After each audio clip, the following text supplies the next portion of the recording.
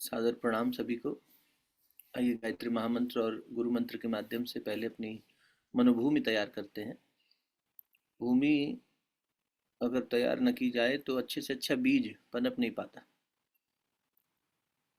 गुरुदेव कहा करते थे, बेटा एक कुशल किसान की तरह होना चाहिए साधक को। साधक और कृषक दोनों एक ही रूप जीवन जीते हैं। कृषक भी पहले भूमि तैयार करता है और फिर उसके बाद उसमें बीज बोता है।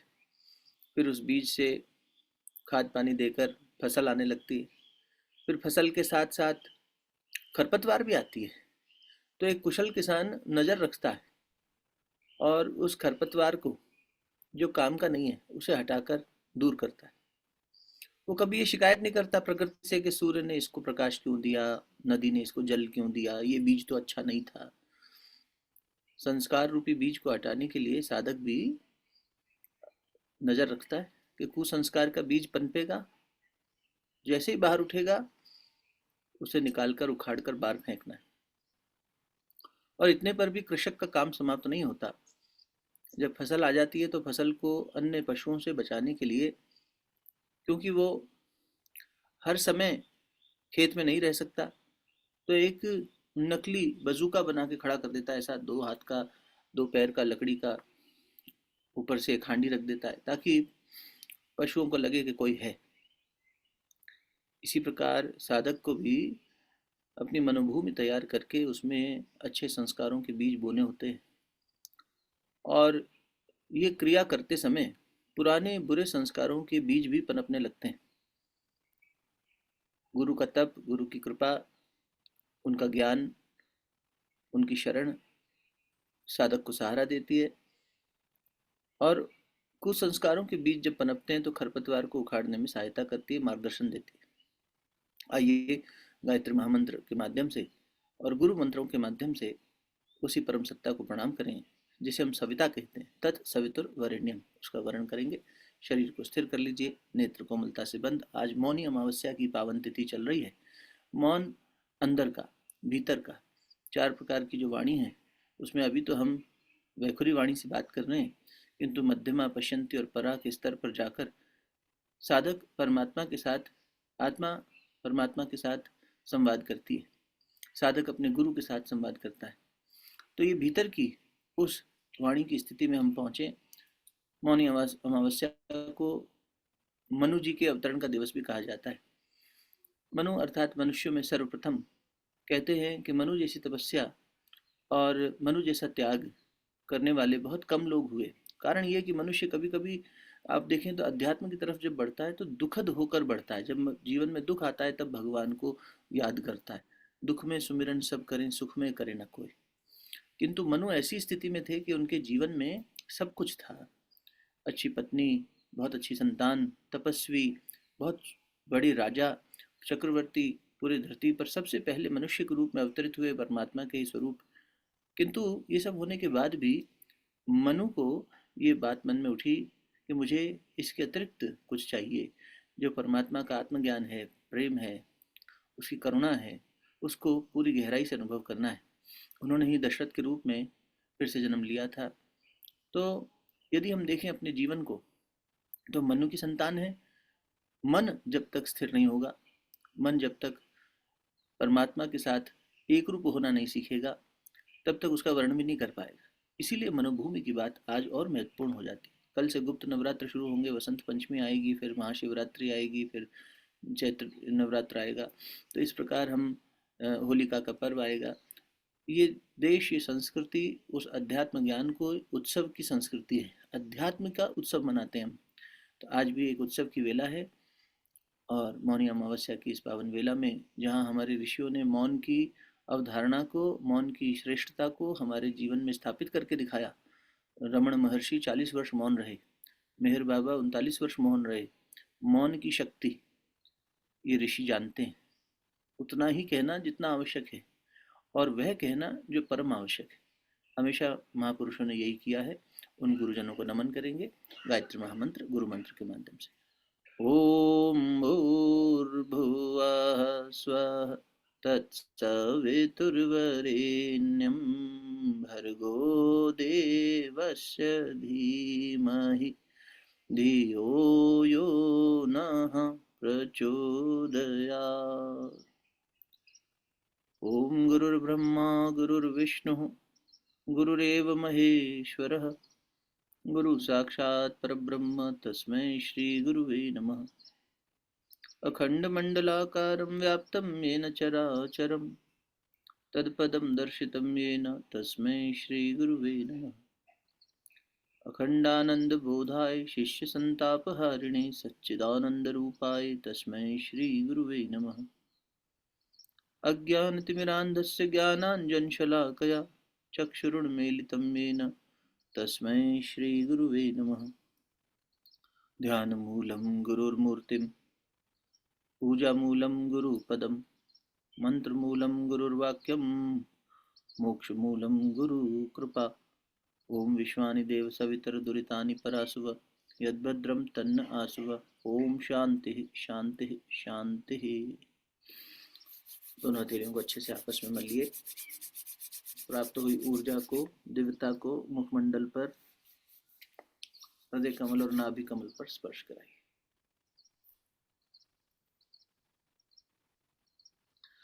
पुनः नमन सभी को, पुनः प्रणाम, स्वागत।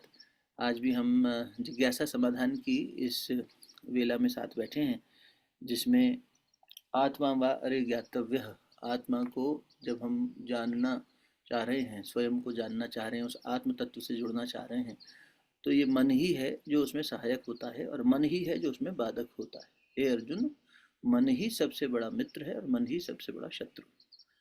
ठाकुर रामकृष्ण परमहंस कहा करते थे कि मन मक्खी के समान है। ये हलवाई की शुद्ध मिठाई पर बैठकर भी रस ले लेता है और दूषित गंदगी पर बैठकर भी उतना ही रस ले लेता है। मक्खी को देखा होगा आपने, मक्खी गंदगी पे भी रस ले लेगी और अच्छाई में भी रस ले लेगी, है ना।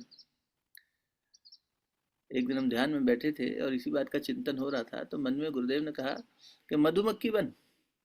मक्खी क्यों बनता है? मधुमक्खी बन। मधुमक्खी सिर्फ मधु का पान करती है, वो नहीं बैठेगी गंदगी में।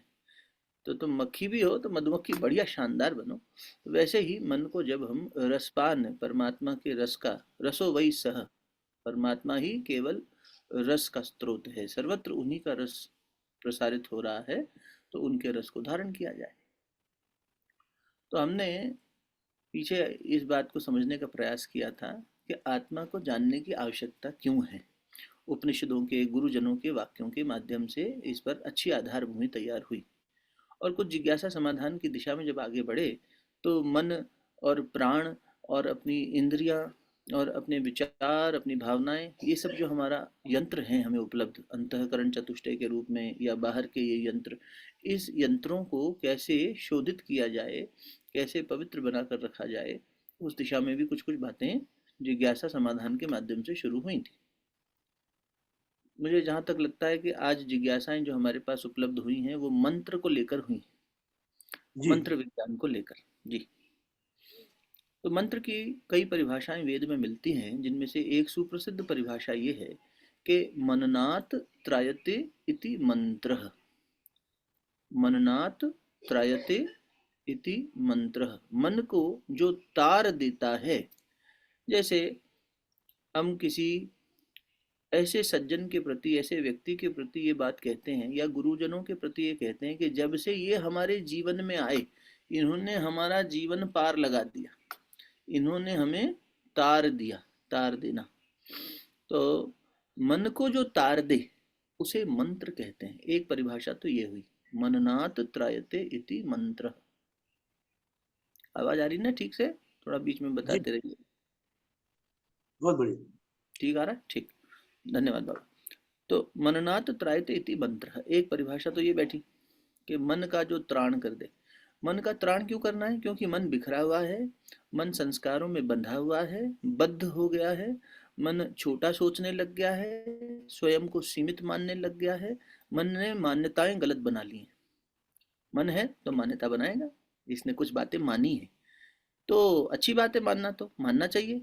हाँ, अच्छी बातों को मानना चाहिए, सत्य को मानना चाहिए, लेकिन अज्ञान को नहीं मान लेना चाहिए। अज्ञान को सही मान लेना ये भूल हो गई। गुरुदेव कहा करते थे, परंपराओं की तुलना में विवेक को महत्व दीजिए। मन किसी परंपरा में चला आ रहा है, तो परंपरा से मैंने हर जन्म में खुद को सीमित मान रखा है, मान लिया है। तुम हो नहीं, तुमने मान लिया है। तो इस मान लेने को जान लेने से बदल दीजिए। जान लेना ही ज्ञान है। ज्ञान की दिशा में बढ़ो। हम मानते तो हैं पर जानते नहीं। हम गुरु जी को मानते हैं, हाँ मानते हैं। हम अध्यात्म को मानते हैं, हाँ मानते हैं। हम भगवान को मानते हैं, हाँ मानते हैं। लेकिन जानते हैं क्या? नहीं। जब जानेंगे तब उनका वास्तविक संबंध उनसे स्थापित हो पाएगा। तो माने अच्छी बात है, लेकिन मान्यताओं को टटोलें। हर मान्यता सही नहीं है और हर मान्यता गलत भी नहीं है। तो इसको खुद व्यक्ति जांच कर देखे, ज्ञान की कसौटी पर खरा उतार के देखे कि मैंने स्वयं को शरीर मान रखा है, ये मान्यता है ना, ये मान्यता सही है या गलत, जांचने का मुद्दा है। मैंने स्वयं को अपने पद के आधार पर, अपने रंग रूप के आधार पर, अपनी एक व्यक्तित्व को कुछ मान रखा है कि मैं अच्छा हूँ, बुरा हूँ, सुंदर हूँ, कुरूप हूँ, गोरा हूँ, काला हूँ, पढ़ा लिखा हूँ, निरक्षर हूँ, ये मैंने मान रखा है। ये मेरी मान्यताएं हैं। ऐसे ही मैंने औरों के प्रति भी मान्यताएं बना रखी हैं। इन मान्यताओं से परे स्वयं को जानना जीवन लक्ष्य है। तो जानेंगे किसके माध्यम से? अरे महाराज, जो यंत्र मिला है उसी के माध्यम से। तो एक यंत्र तो शरीर मिला है जिसमें 5 कर्मेंद्रियां हैं, 5 ज्ञानेंद्रियां हैं। एक अपने भीतर के यंत्र मिले हैं, मन बुद्धि चित्त अहंकार, जिन्हें हम कहते हैं वेदांत की भाषा में मन बुद्धि चित्त अहंकार। मन यानी यही चेतन मन जो अभी बातचीत कर रहा है। अवचित चित्त यानी जो अवचेतन मन है, सबकॉन्शियस, जिसमें संस्कार छुपे हैं। और अहंकार हमारा जो अहम है, जो कभी क्षुद्र हो जाता है तो स्वयं को सीमित मान लेता है, और महान हो जाता है तो परमात्मा का, ईश्वर का अंश मान लेता है। और बुद्धि जो निर्णय ले रही है, परिस्थिति का मूल्यांकन कर रही है और निर्णय ले रही है। तो ये मन बुद्धि चित्त अहंकार भी हमारे क्या हैं? उपकरण हैं, यंत्र हैं। इन यंत्रों को जब ठीक से चलाना होगा तो उसमें मन क्योंकि सबसे प्रमुख है, तो इसलिए मन मन जब कह रहे हैं तो यहाँ पर मन और चित्त दोनों आ गए। इसलिए योग है चित्त वृत्ति निरोध है। चित्त की वृत्ति को ही शांत करना योग है। तो चित्त को और मन को सही दिशा में लेके चलेंगे तो बुद्धि भी सही दिशा में चल पाएगी। अभी मन बुद्धि पर हावी हो जाता है, तो इसीलिए इस मन को ठीक करना आवश्यक है।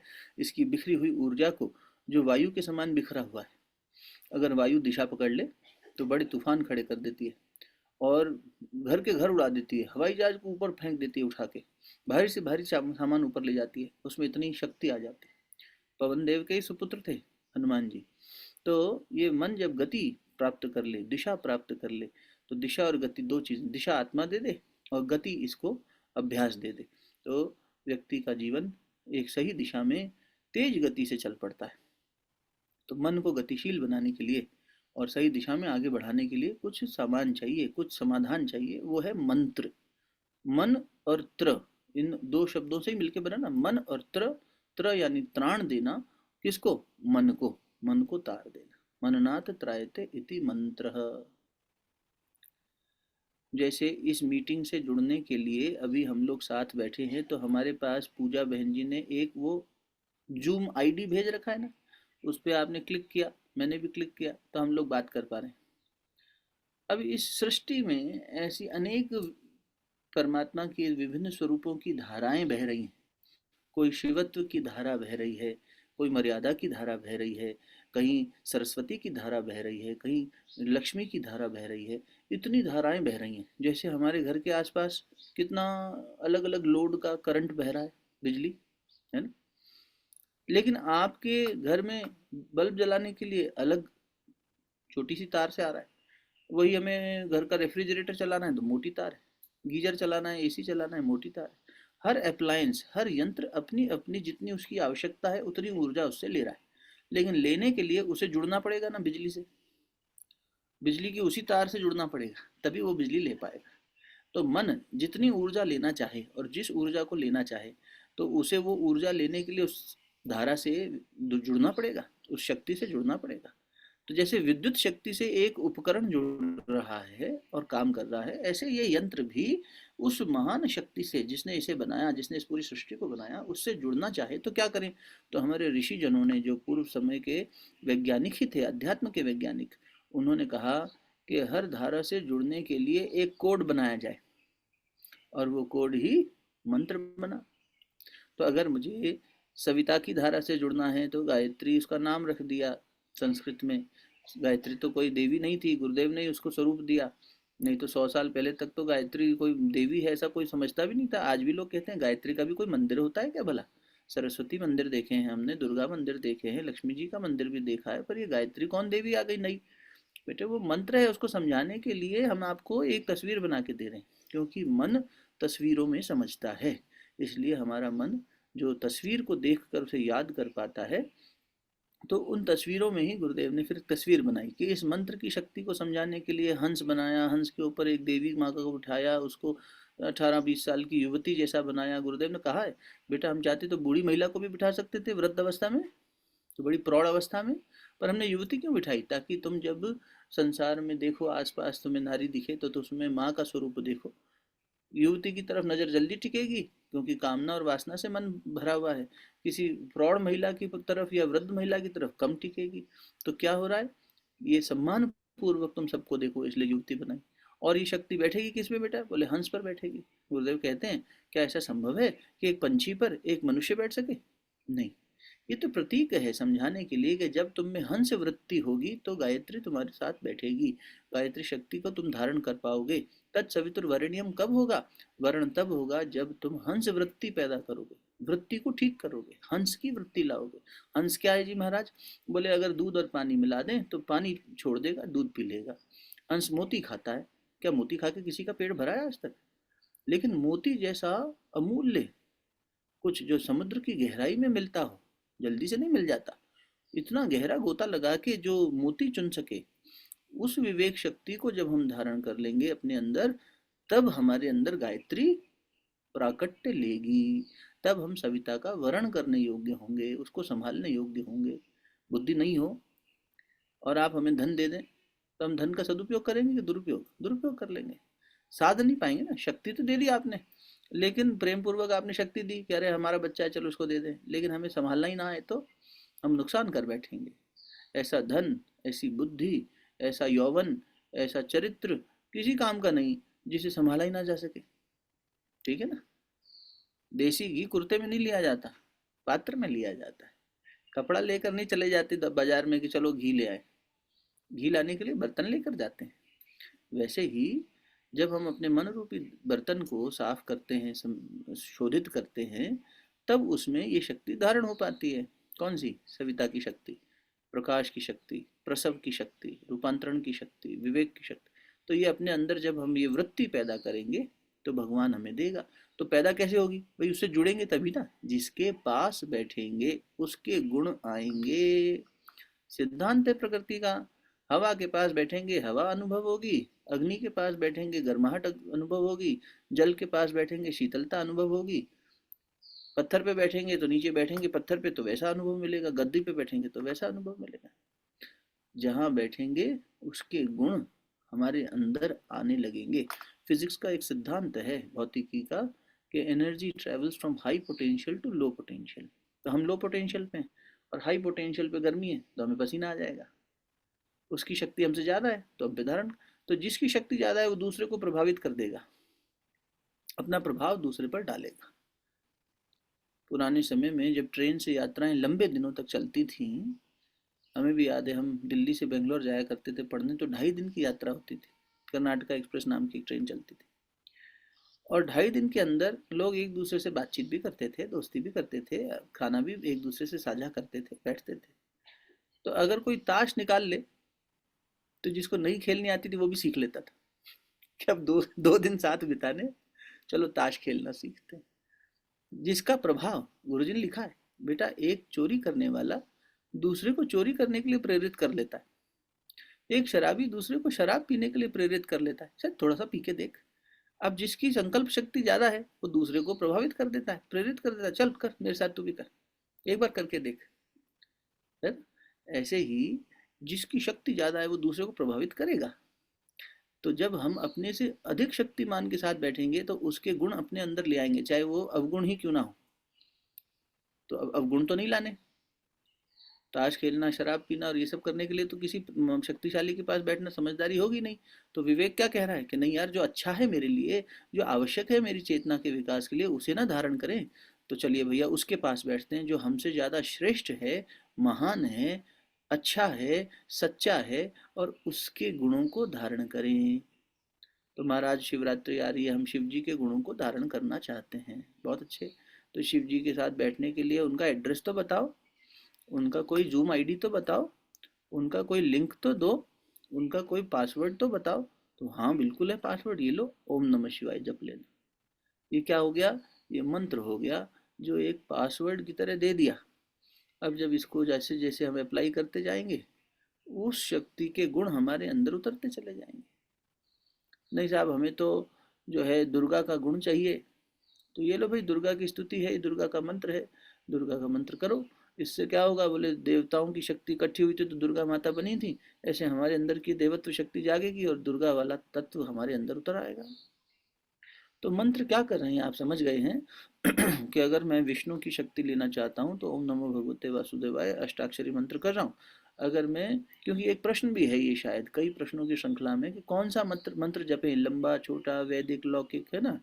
तो कौन सा जपे में अपनी ही आवश्यकता का निर्धारण करें। आप देखें अपने जीवन का मूल्यांकन करके, अगर लगता है कि जीवन में मर्यादा भंग हो रही है तो मुझे तो राम की शरण में जाना चाहिए। नहीं, मुझे तो अपने अंदर सेवा भाव बढ़ाना है तो मुझे हनुमान जी की शरण में जाना है। मुझे अंदर अपने कल्याण का भाव जगाना है तो मुझे शिव की शक्ति का वर्ण करना है। मुझे अपने अंदर ज्ञान प्रकाश चाहिए, मुझे एक पल दीजिए, बस एक पल दीजिए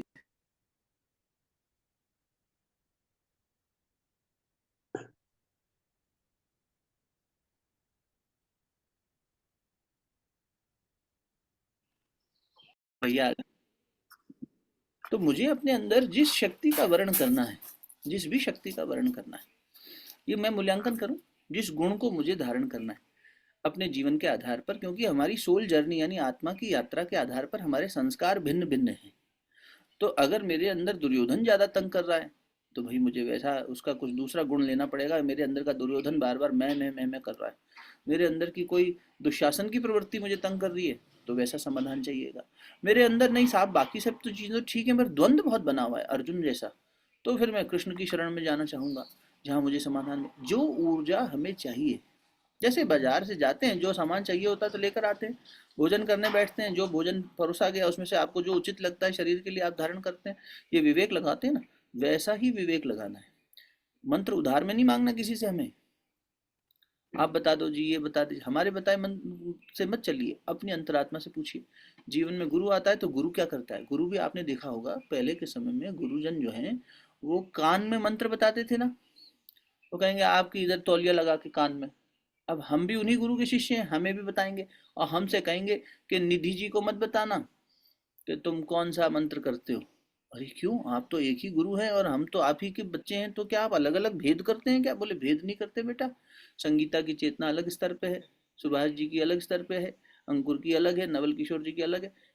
तो हर एक को अलग अलग गुरु पे ये ज्ञान होता था कि इसका संस्कार क्या चल रहा है, इसकी यात्रा कहाँ से आ रही है, ये यहाँ से पहले कहाँ कहाँ भटक रहा था, इसकी चेतना को अभी कौन सी दवा की आवश्यकता है। तो जैसे एक कुशल वैद्य वही दवा बना के, लेकिन उसमें जैसे होम्योपैथी की दवा देखिए, देखने में वही मीठी गोलियां हैं और वही ड्रॉप डाल दी, लेकिन किसी को मात्रा कम है, किसी को ज़्यादा है, अगर सेम दवा भी दे रहा है तो ये क्यों अलग अलग है? पोटेंसी जिसे हम कहते हैं, क्योंकि वो अभी इतना ही धारण कर सकता है। स्वामी विवेकानंद जी ने एक बार अपने एक गुरु भाई को स्पर्श कर दिया इस भाव से कि इसका ध्यान नहीं लगता है, चलो मैं इसका ध्यान लगवा दूं, और उसके शरीर में बिजली दौड़ गई और उसको जैसे मिर्गी का दौरा पड़ता है ऐसा छटपटा के वो बेहोश सा हो गया। तो ठाकुर रामकृष्ण परमहंस ने उन्हें बहुत डांटा। उन्होंने कहा तूने इसकी यात्रा को, काली नाम था उनका, बोले तूने इसकी यात्रा को 2 वर्ष पीछे कर दिया, आगे बढ़ाने की जगह 2 वर्ष पीछे कर दिया। समझ रहे बात को? वो ऊर्जा उसके लायक नहीं थी, अभी उसके शरीर और मन में ये धारण करने की क्षमता नहीं थी। तूने उसको इतना तेज झटका दे दिया, नहीं संभाल पाया। तेज बिजली आ जाए तो वही बल्ब फ्यूज हो जाएगा जो रोशनी दे रहा था, हो जाएगा ना। इसीलिए कौन सा मंत्र करें ये प्रश्न किसी से भी नहीं पूछा जाए, या तो अपने समर्थ गुरु से पूछा जाए या अपनी अंतरात्मा से पूछा जाए। अपनी अंतरात्मा बताती है। गुरुदेव लिखते हैं, बेटा तुम्हारी आत्मा से बड़ा कोई गुरु नहीं है। समर्थ गुरु कौन होता है? जो आपके अंदर के गुरु को जागृत कर दे। जो गुरु अपने ऊपर आश्रित बना ले वो गुरु सच्चा गुरु नहीं है। हमारे गुरु जी ने कभी नहीं कहा कि मेरे ऊपर आश्रित हो जाओ। नहीं, अप दीपो भव, अपना दीपक खुद बनो, अपनी मशाल खुद बनो। हम तुम्हें सूत्र बताते हैं, बेटा ऐसा करो ये हो जाएगा। नहीं, हमारी आरती उतारो, हमारी फोटो रख के, कभी नहीं गुरु जी ने कहा। वो हम लोग रख देते हैं फोटो, वरना वो तो मशाल, बेटा लाल मशाल रखो, यही प्रति, जैसे गुरु ग्रंथ साहब है वैसे ही लाल मशाल है। वो गुरु गुरु नहीं जो अपनी सेवा करवाए। ऐसे गुरु को त्याग देना चाहिए। बाली ने ऐसे गुरु को त्याग दिया भगवान वामन अवतार में आए जब। ऐसे गुरु को त्याग दो, ऐसे परिवार को त्याग दो जो तुम्हें अविद्या की तरफ धकेलता हो। ऐसा शास्त्र कहते हैं, गुरुजन कहते हैं। इतना कलेजा होना चाहिए। तो अभी उतनी त्याग नहीं हो पाए तो कम से कम इतना करें कि अपने जीवन को संयमित करने की दृष्टि से अपने अंदर बैठी इस समर्थ आत्मा से पूछें कि मुझे जीवन में कौन से गुणों की आवश्यकता सबसे ज्यादा है। अभी मुझे अपनी जीवन अवस्था, शारीरिक अवस्था, मानसिक अवस्था से ज्यादा अपनी आत्मा की अवस्था को देखते हुए तय किया जाए कि मेरा शरीर, मेरा मन अभी ये चीज चाह रहा है। बस उस शक्ति से जुड़े। और फिर ये तो मैंने शुरुआत में कहा कि हमारी संस्कृति अध्यात्म को त्योहार के रूप में मनाती आई है, उत्सव के रूप में मनाती आई है। तो अब जैसे कल से गुप्त नवरात्र शुरू हो जाएंगे, वसंत पंचमी आ जाएगी, तो हमें पता है कि विद्या की देवी सरस्वती माता का वंदन होना है। हमारे गुरुजनों ने बता भी दिया। ऐसा भी नहीं है कि एकदम हमें अधूरा अज्ञान में छोड़ दिया कि तुम्हारी अंतरात्मा बताएगी। पर्व और त्योहारों की तिथियों के माध्यम से हमें बता दिया कि अब मकर संक्रांति आके गई, अब फलाना दिवस आया, अब ये आया, वो पर्व आया। इससे हमें पता लगता है कि हमें अपने अंदर इस शक्ति से जुड़ने के लिए अभी प्रचुर मात्रा में ये ऊर्जा उपलब्ध है। राम नाम की लूट है, लूट सके तो लूट। तो उस समय पर लूट ले आदमी। लूट का मतलब ये होता है कि छूट बहुत होती है लूट में। लूट में छूट बहुत होती है। आप कम पैसे में ज्यादा सामान ले आते हो।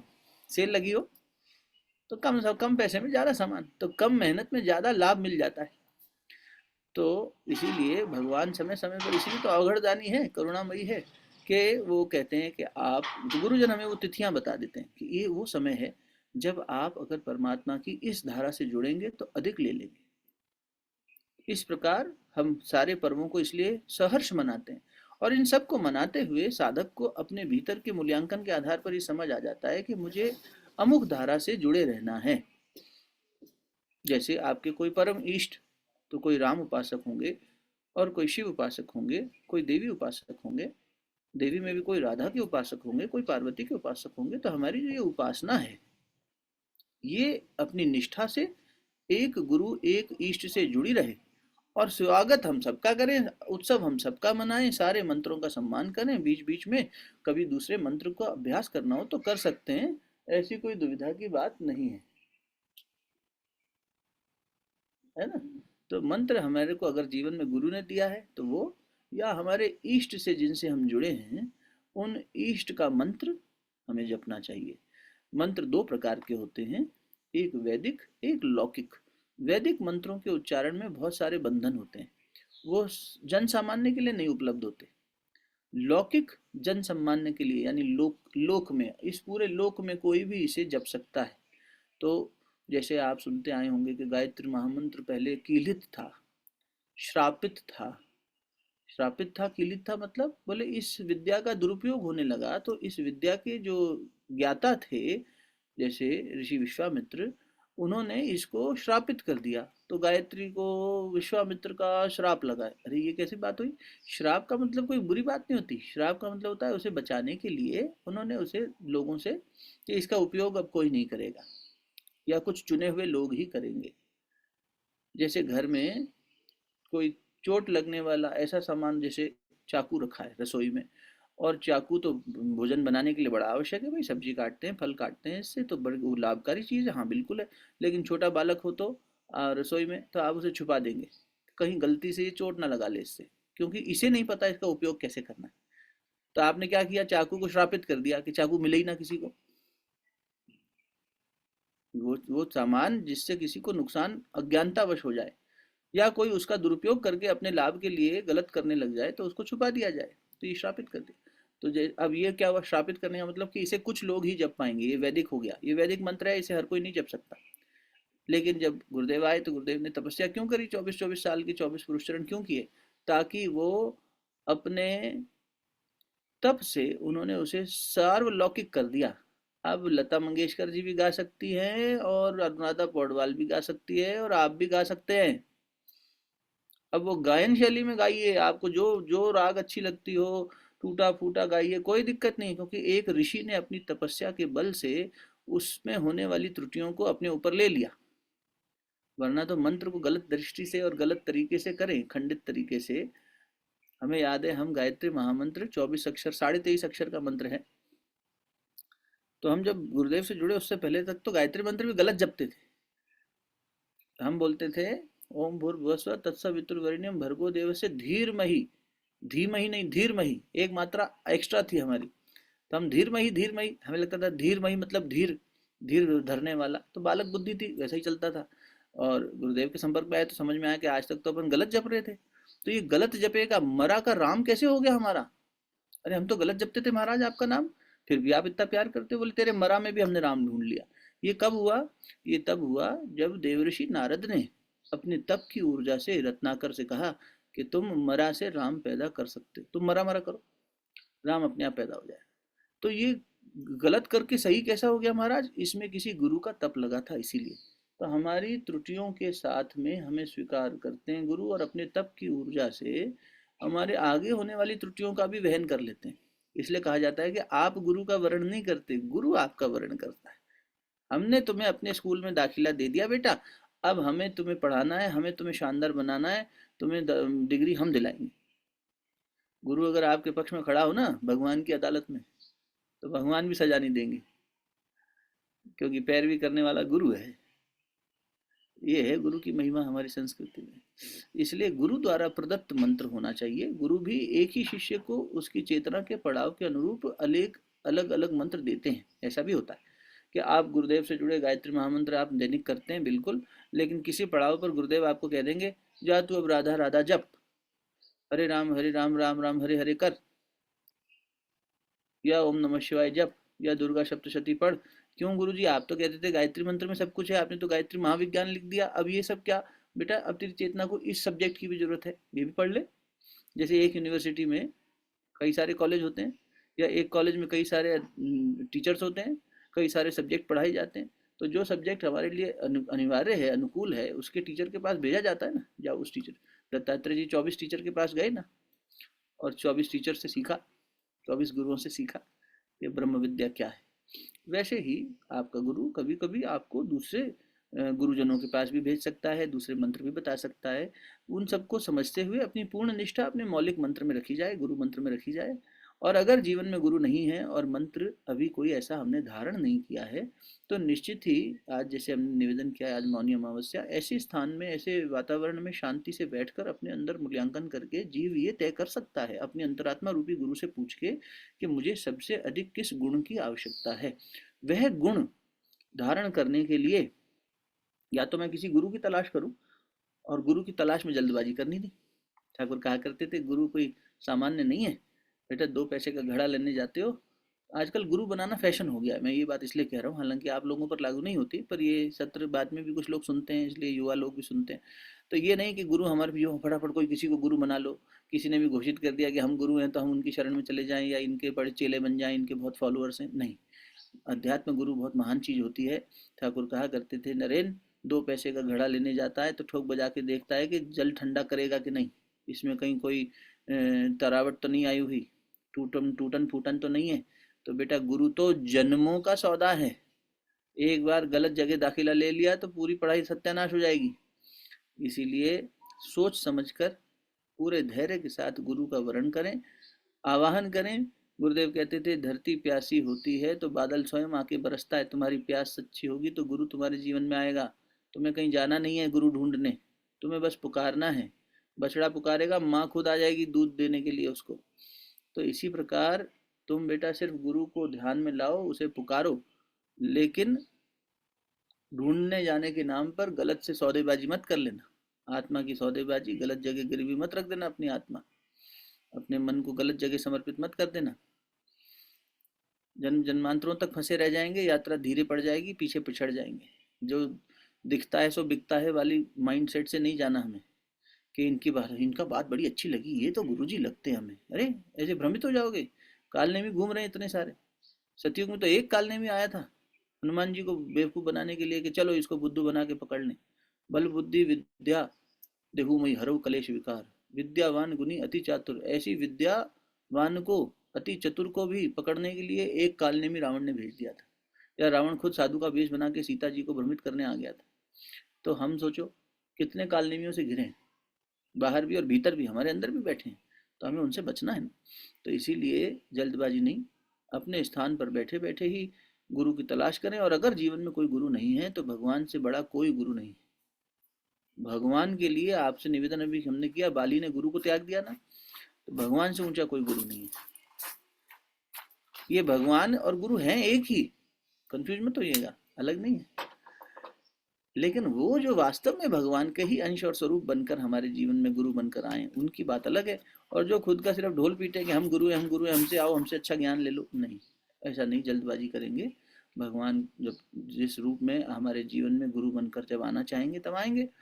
और अगर गुरु हैं तो निष्ठापूर्वक उनके साथ उनके द्वारा दिया गया मंत्र को अभ्यास में लाते हुए समय समय पर संस्कृति के उस उत्सव को मनाते रहिए और अनेक धाराओं का लाभ लेते रहिए। आप भोजन करते हैं तो थोड़ी चटनी भी खाते हैं, अचार भी खाते हैं, पापड़ भी खाते हैं, सलाद भी खाते हैं, रोटी चावल भी खाते हैं, सब्जी भी खाते हैं, दाल भी खाते हैं, अनेक चीज़ें होती हैं उसमें। तो आप उसके हिसाब से अपनी रुचि के हिसाब से ले लेते हैं। अब मूल में तो आप क्या खा रहे हैं, भोजन में अन्न धारण कर रहे हैं, तो रोटी या चावल जो भी प्राथमिक आपका भोजन है वो आप कर रहे हैं, तो प्राथमिक मंत्र आपका वही हो गया। अन्य चीज़ें क्या हो गई, अपनी चेतना को ऊपर उठाने के लिए कभी चटनी भी लगा ली, कभी पापड़ भी ले लिया, कभी अचार भी ले लिया, कभी रायता भी खा लिया, वैसी वाली बात है।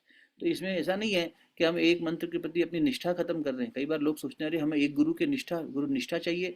हाँ, निष्ठा तो उसी के प्रति रखिए, उस मंत्र के प्रति, उस गुरु के प्रति, उस इष्ट के प्रति। किंतु अगर मैं राधा जी की उपासना कर रहा हूँ तो सीता जी बोलने से राधा जी नाराज नहीं हो जाएंगी। ये झगड़े में मत पड़िए। जो दुनिया हमें समाज दिखाती है कि अरे तुम तो राधा राधा करते थे, आज राम राम करने लग गए, तुम तो शिव शिव करते थे, अब राधा राधा करने लग गए। नहीं, ऐसा ये भ्रम में नहीं फंसना। सब स्वरूप एक ही हैं। आपको जिस रूप में अच्छा लगता हो उस रूप को धारण करे रखिए। माँ को भी प्यार करिए, मासी को भी प्यार करिए, इसमें क्या दिक्कत है। सब है आपके लिए, वो सबसे परम स्रोत है। तो उस परम स्रोत को माँ माँ के समान पूजिए और बाकी स्रोतों का भी सम्मान रखते हुए जब उनकी आवश्यकता लगे उन्हें धारण करिए, ऐसी कोई दिक्कत नहीं है। और कोई जिज्ञासा स्पेसिफिक हो मंत्र से संबंधित कि लंबा मंत्र छोटा मंत्र, ऐसा नहीं है। नाम और मंत्र में अंतर है। कुछ नाम ही मंत्र नाम के रूप में हो गए। अब जैसे राम राम राम राम, राधा राधा राधा, ये मंत्र, ये नाम ही मंत्र बन गए, है ना। राम अपने आप में महामंत्र है और राम नाम भी है, दशरथ नंदन राम। अब उसमें भी इतनी व्याख्या कबीरदास जी जैसे संत कर गए कि एक राम दशरथ का बेटा, दूजा राम घटघट में बैठा, तीजे राम का सकल पसारा और चौथा राम जगत से न्यारा। तुम कौन से राम को जपते हो, तुम तय कर लो। यानी उस राम में भी इतनी गहराई दे दी कि दशरथ नंदन राम को जपना चाहो तो राम मर्यादा पुरुषोत्तम राम, सीता के पति राम, जानकी वल्लभ, ऐसा आप कर सकते हैं। यस। और बोले नहीं इस राम से परे, तो बोले दूजा राम घटघट में बैठा। तो मनुष्य में, जीव जंतुओं में, सब में राम देखने लगे।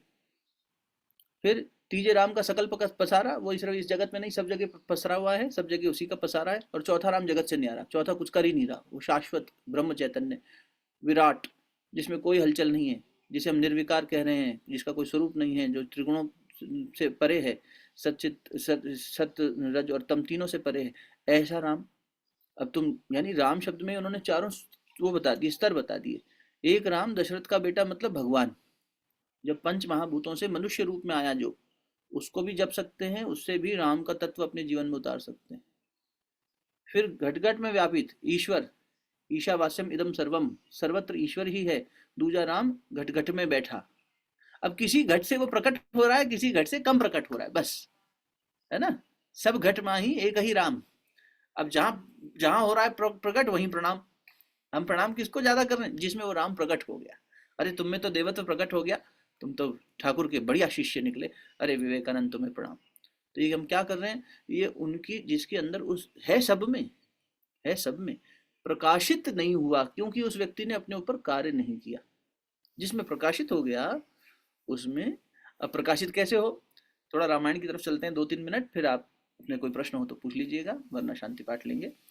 कि सीता जी का स्वयंवर हो रहा है, भगवान श्री राम बैठे हैं, भाई लक्ष्मण बैठे हैं, गुरु विश्वामित्र बैठे हैं। सारे राजाओं ने प्रयास कर लिया, रावण भी आया, सबने धनुष उठाने की कोशिश करी, लेकिन सीता जी की शर्त को कोई पूरा नहीं कर पा रहा। त्यंचा चढ़ाना छोड़िए, धनुष उठा ही नहीं पा रहा, हाथ भी नहीं लगा पाए, कुछ लोग तो पास ही नहीं पहुंच पाए। और जब जनक जी व्याकुल हो गए और उन्होंने कहा कि अरे क्या इस धरती पर कोई भी ऐसा शूरवीर नहीं है, तो लक्ष्मण जी ने थोड़ा सा आक्रोश दिखाते हुए कहा, अरे ऐसा कैसे सोच लिया आपने हमारे भैया राम के होते हुए? राम क्यों नहीं उठ रहे? जब तक गुरु की आज्ञा नहीं हुई तब तक। जहां गुरु ने संकेत किया राम उठ गए, पहली शर्त। दूसरा, राम चले कैसे? तो राम देखें बड़े धीरे धीरे, मानस जी में लिखते हैं तुलसीदास जी, राम ऐसे चल रहे हैं बिल्कुल जैसे कोमल कोमल पैर उठा रहे हैं, धीरे धीरे चल रहे हैं। अरे जल्दी से जाके कर देते काम, तो बड़ा धीरे धीरे चल रहे हैं। धनुष तक जा रहे हैं तो एकदम धीरे धीरे स्लो मोशन में। लक्ष्मण जी भी सोच रहे हैं जल्दी क्यों नहीं जा रहे, ये इतनी बड़ी चुनौती है हमारे सामने। लक्ष्मण जी की चुनौती, लक्ष्मण अर्थात लक्ष्य किया हुआ मन, तो मन तो लक्ष्य लेता है तो कहता है अब जल्दी से कर दूं, लेकिन मर्यादा पुरुषोत्तम जल्दबाजी नहीं कर रहे, धीर स्थिर। और नजर कहाँ है राम की? धनुष पे नहीं है, सीता पर है। माता जानकी जब ऊपर खड़ी हैं तो वो देख रहे हैं। जिस क्षण, मानस जी में तुलसी जी लिखते हैं, गोस्वामी जी ने लिखा, जिस क्षण सीता माता के आंख से आंसू गिरा, पलक झपकी उससे पहले धनुष टूट चुका था। इससे पहले इतना धीरे धीरे क्यों चल रहे थे, इतना ड्रामा क्यों कर रहे थे? पहले भी जल्दी कर लेते, विलंब क्यों कर रहे थे भगवान? सीता कौन है? आवाज आ रही है स्पष्ट? आ रही है। सीता है भक्ति, मनुष्य के मन की भक्ति, साधक के मन की भक्ति, उसकी व्याकुलता। हमारे अंदर की भक्ति जब तक व्याकुल नहीं होगी, हमारा मन जब तक लक्ष्य नहीं पकड़ेगा, तब तक राम उठेंगे नहीं। गुरु आज्ञा से मन लक्ष्य पकड़ता है, उठता है, चलने लगता है।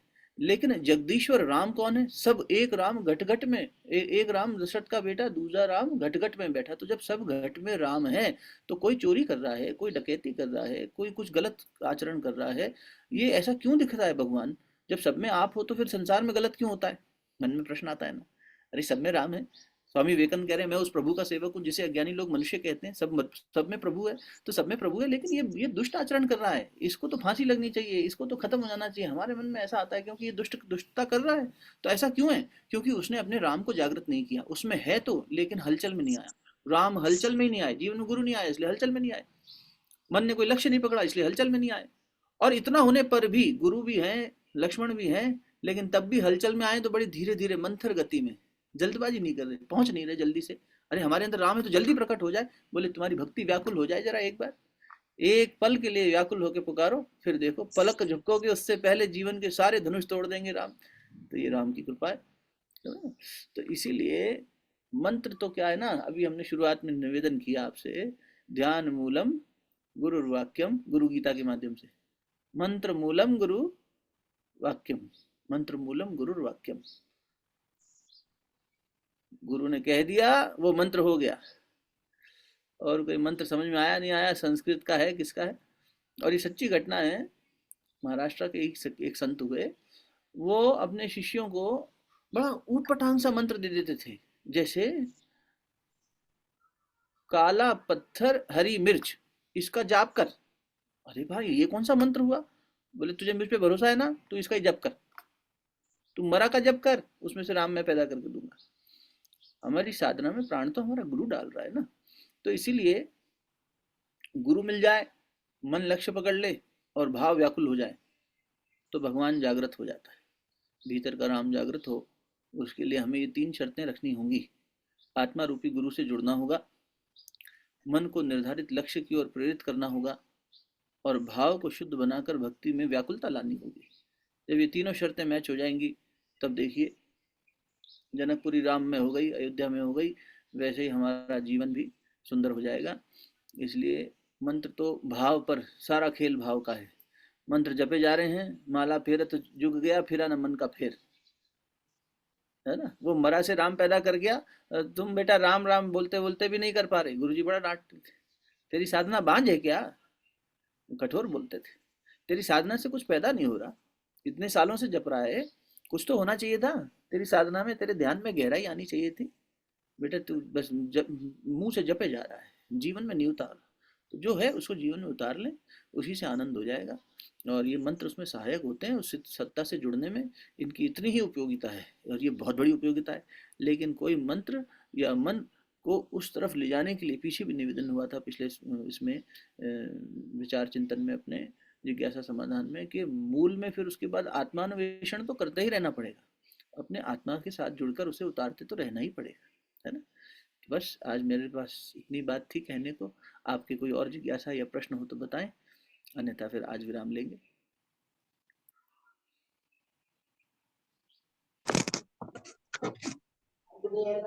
समय गुरुदेव हाँ, मेरा आपने जो बात कही उसी में ये कंटिन्यूएशन है, लेकिन समय हो गया है। मे भी अगले बार इसका जिज्ञासा का समाधान ले सकते हैं। जी बताएं, लेकिन गुरु जिज्ञासा अगर क्या है? हाँ गुरु आपने बोला जैसे गुरु अगर सशरीर ना हो, गुरु अगर सशरीर ना हो तो उनके संकेतों को कैसे समझे? तो उसके गुरु अगर सशरीर ना हो तो उनके संकेतों को कैसे समझे? उनसे जुड़ के, गुरु तो सशरीर हो तो भी उसके संकेत नहीं पकड़ पाता आदमी। गुरु शरीर थोड़ा ही है, गुरु तो शरीर से परे वो सत्ता है, वो व्यक्ति थोड़ी है, शक्ति है। उस शक्ति से जुड़ने के लिए उसकी शरीर और हमारे शरीर के जुड़ने की आवश्यकता नहीं है। उसके लिए, धन्यवाद, उसके लिए हमारे मन और उसके मन को जुड़ने की आवश्यकता है। इसलिए शुरुआत में निवेदन किया, आज मौनी अमावस्या है, मौन में गुरु से संवाद किया जाए। कभी एक ग्रंथ का वो आप म्यूट कर लीजिए अश्विनी भैया। कभी एक ग्रंथ का अनुभव वो अध्ययन करिएगा, हो सकता है आप में से कई लोगों ने किया हो और उसका नाम भी सुना हो, समाधि के सोपान। कोई अनम्यूट हो रखा है, म्यूट करिए, आपकी आवाज से पीछे बहुत वो आ रहा है, एको। धन्यवाद। समाधि के सोपान, समाधि के सोपान स्वामी विवेकानंद जी के एक डायरेक्ट डिसाइपल हुए, उन्हीं के दीक्षा शिष्य हुए। उन्होंने, विदेशी शिष्य, उन्होंने इंग्लिश में लिखी थी एक अपनी diary, in the hours of meditation, in the hours of meditation. अब ये समाधि के सोपान नाम से रामकृष्ण मिशन में 5 रुपए की किताब मिलती है। वहाँ भी साहित्य ऐसा ही है जैसा गायत्री परिवार में। और अमेजोन वगैरह पर भी 60-65 रुपए की मिल जाती है। हिंदी में पढ़िए, बहुत आनंद आएगा, और बहुत न्यायोचित इसका अनुवाद हुआ है। ऐसा नहीं कि उसके मूल तत्व को छोड़ दिया। समाधि के सोपान, उसमें एक हमने इसको यूट्यूब पे लाइव किया था और वहाँ रखा है हमारे चैनल पे, दोबारा करेंगे, मुझे तो बार बार पढ़ना चाहिए। उसमें एक मुझे बहुत अच्छे से छप गया, मैं अंकित हो गया मन में, जब वो कहते हैं, आज मैं ध्यान की गहराई में बैठा तो मेरे गुरु ने मुझसे कहा। वो इस तरह से लिखते थे, जब ध्यान करके उठे तो अपने ध्यान में जो गुरु के साथ संवाद हुआ, गुरु शरीर में तो नहीं है, आज मैं ध्यान की गहराई में उतरा तो मेरे गुरु ने मुझसे मौन संवाद में कहा कि मैं तुम्हें तपते हुए रेगिस्तान में पटक देता हूँ। मैं तुम्हें भूखा प्यासा वहां तड़पने के लिए छोड़ देता हूँ और नजर रखता हूँ, देखता हूँ। अरे गुरु जी, तुम तो बड़े वो हो, कठोर। ऐसा ही है गुरु, गुरु में माँ का हृदय भी है और पिता का हृदय भी है। तो गुरु कठोर भी है और गुरु एकदम सॉफ्ट भी है, मुलायम भी है। कठोरता उसकी शिव जैसी है ना। कल अपन पढ़ रहे थे ना, रात को सत्संग कर रहे हैं आजकल, कि औघड़दानी शिव जो है, उनका कपाल फिर रक्त से भी भर जाता है, ऐसी स्थिति भी हो जाती है भोले भंडारी का। हम्म, धन्यवाद हेमा दीदी। तो समाधि के सोपान में वो लिख रहे हैं कि गुरु कह रहा है कि मैं तुम्हें तपते रेगिस्तान में पटक देता हूँ, मैं तुम्हें भूखा प्यासा छोड़ देता हूँ, गुरु जी आप इतना अत्याचार क्यों कर रहे हैं, पर मैं तुम्हें देखता रहता हूँ तुम्हारी क्षमताओं के विकास के लिए। अब ये गुरु जी का संकेत है, बैठो उनके साथ। जिस वाणी में अभी बैठ रहे हैं, बोल रहे हैं, वो क्या है? वैखुरी वाणी है। शरीर से गुरु नहीं है तो शरीर से नहीं बोल रहा, तो अपने साहित्य से, ज्ञान से बोल रहा है ना। उनका ज्ञान आपके जीवन में अपने आप आ रहा है। बताओ, आप खुद, आपने प्रश्न किया है, मेरे ख्याल ये प्रश्न इन्होंने सबके कल्याण की दृष्टि से ज्यादा किया है, इनका खुद का भ्रम नहीं है।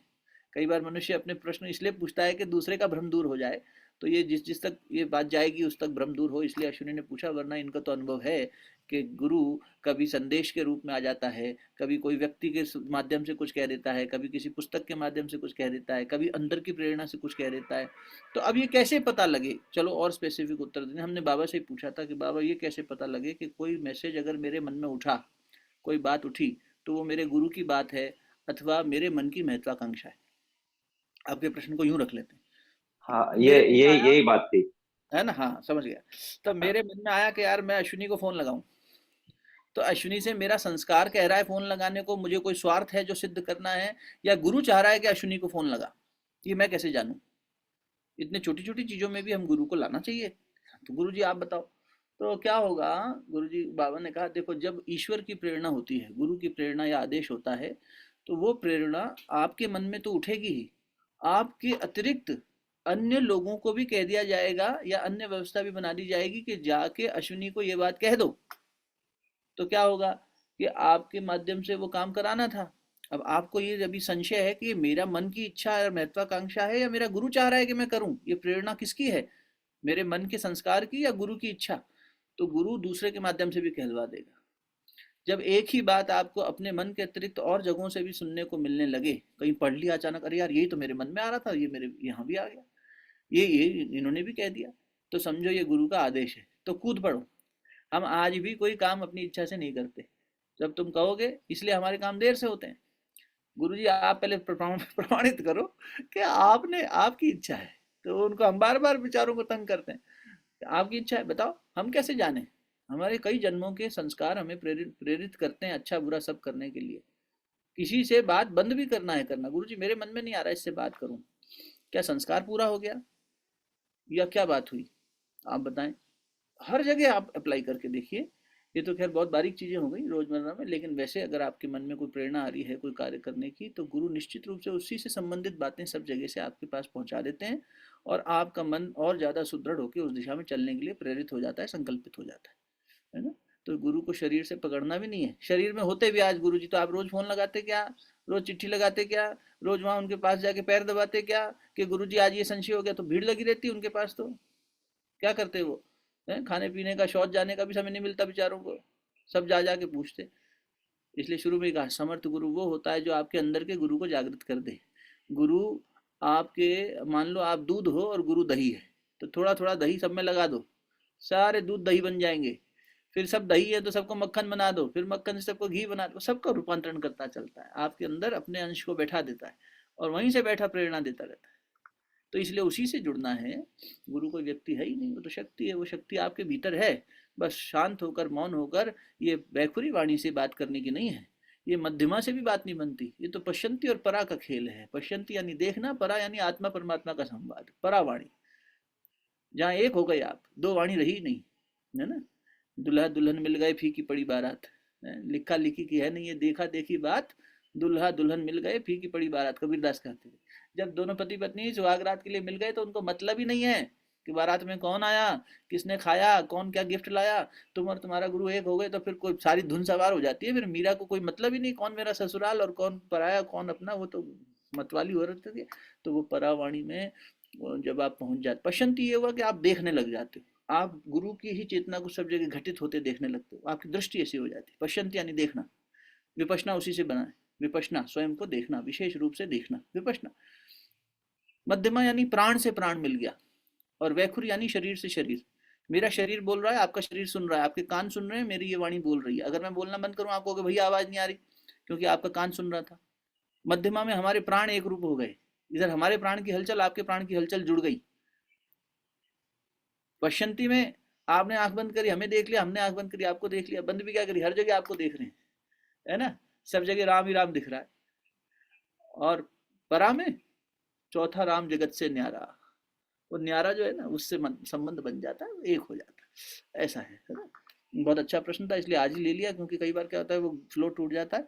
समय तो हालांकि ज़्यादा खिंच गया, उसकी वजह से बाबा से निवेदन करेंगे कि शांति पाठ कराएं। शेष जो प्रश्न होंगे निश्चित रूप से इस यात्रा में आगे लेते चलेंगे। ये जिज्ञासाएं तो आती रहनी चाहिए, इससे हमें भी अपने ऊपर समाधान करने का अवसर मिलता है, तो अच्छा है। शांति पाठ कराएं। बहुत बढ़िया, बहुत बहुत धन्यवाद। तो आइए शांति पाठ करते हैं। ओम असतो मा सद्गमय तमसो मा ज्योतिर्गमय मृत्योर्मामृतंगमय। ओम शांति शांति शांति। ओम द्यो शांति अंतरिक्षगम शांति पृथ्वी शांति आपः शांति औषधयः शांति वनस्पतयः शांति विश्वे देवा शांति ब्रह्म शांति सर्वं शांति शांतिरेव शांति सामा शांतिरेधि। ओम शांति शांति शांतिर्भवतु।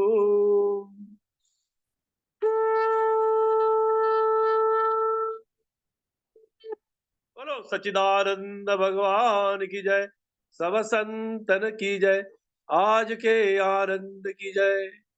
सारे विभू परिवार के माध्यम से भाई अंकुर मेहता जी का साधुवाद करते हैं, बहुत बहुत शुक्रिया, धन्यवाद देते हैं। बहुत अच्छा शंका का समाधान और निराकरण हुआ।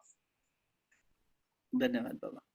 ऐसा ही प्यार बढ़ता रहे, ऐसी भगवान से प्रार्थना करते हैं। जय गुरुदेव, जय गुरुदेव, जय गुरुदेव। जय गुरुदेव, जय गुरुदेव भैया, प्रणाम। बहुत अच्छा प्रणाम। तो सेशन